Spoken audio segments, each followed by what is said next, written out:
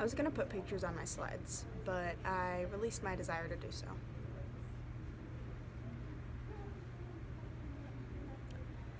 So most people would agree that happiness is a state without suffering.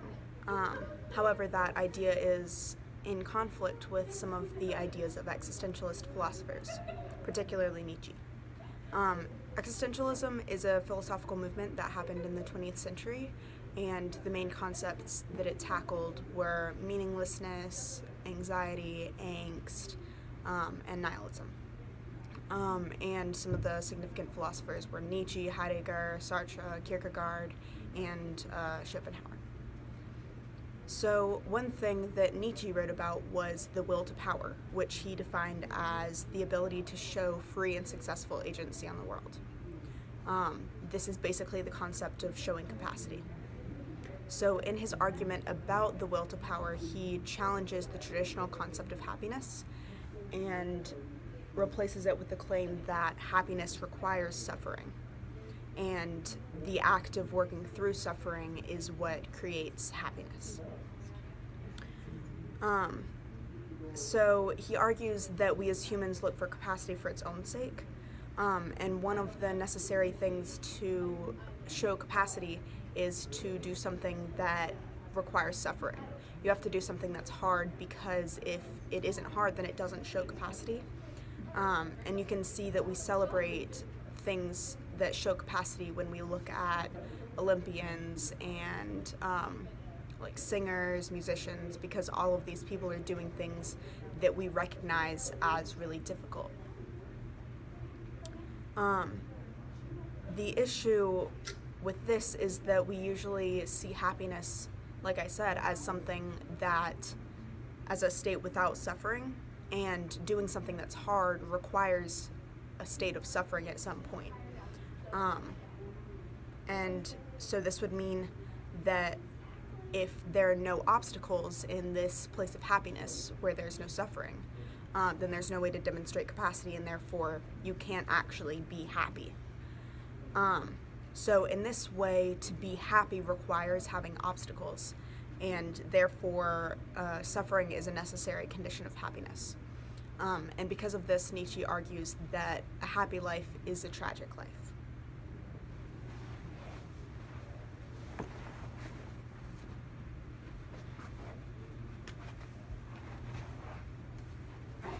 Hey.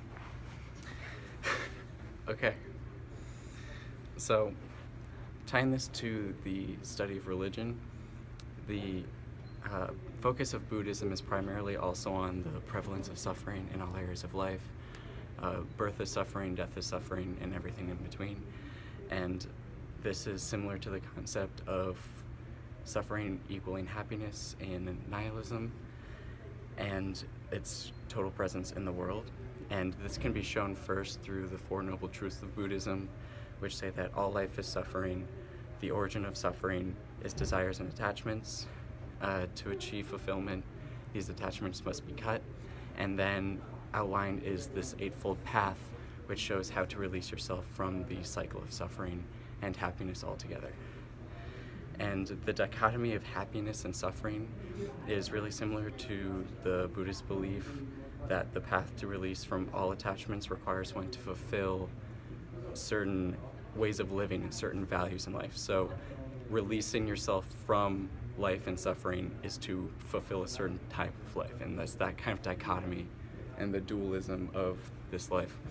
And in addition, the sixth step is known as samavayama, or sometimes called right effort, in which power and force are being put into banishing negative thoughts and desires from the mind of the individual, and effort is also put into promoting and creating positive thoughts and feelings within the mind of the individual.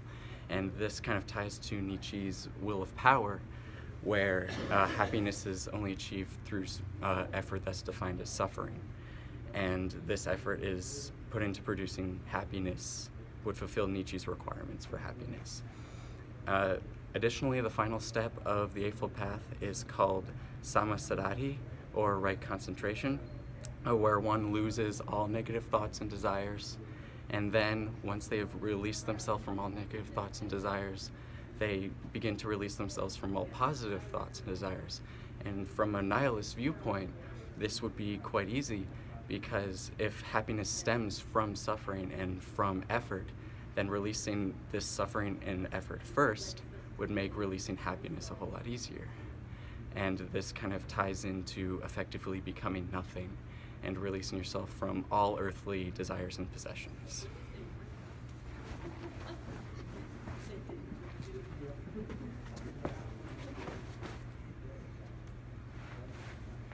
So, my topic is about time. As you can see, there's nothing on the screen right now. And here's my script. I'm not going to use this script, but it's a basic outline of what I'm going to talk about. So, time. Buddhism is reliant on the lack of sentimental attachment to anything, and attachment to anything requires time. This means that happiness is related to time by the 7th step of the Eightfold Paths, the right mindset. This right mindset, basically, it means living in the moment. Really just living in that instance that you are existing. And it essentially, it's knowing all your actions in that moment and all your feelings and just focusing on that one instance. And all of time is made up of separate individual moments, so we should think in those separate individual moments individually. In the long term, Buddhists think of time as a hindrance. In the long term, humans are not that great of people. They're really not.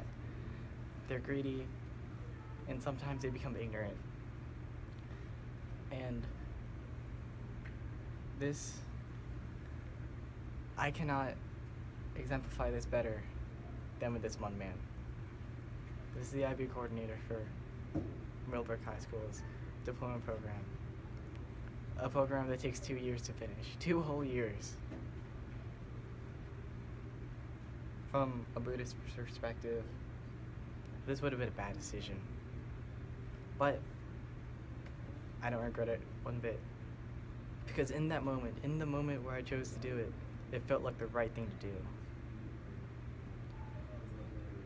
So I want to leave you with a quote. Everything is impermanent, which is a classic Buddhist belief held by many. Nothing is permanent, and everything will fade eventually with the passing of time. However, we should enjoy it as it is. Just like the IB program here at Millbrook High School. I enjoy every single second of it individually. Thank you.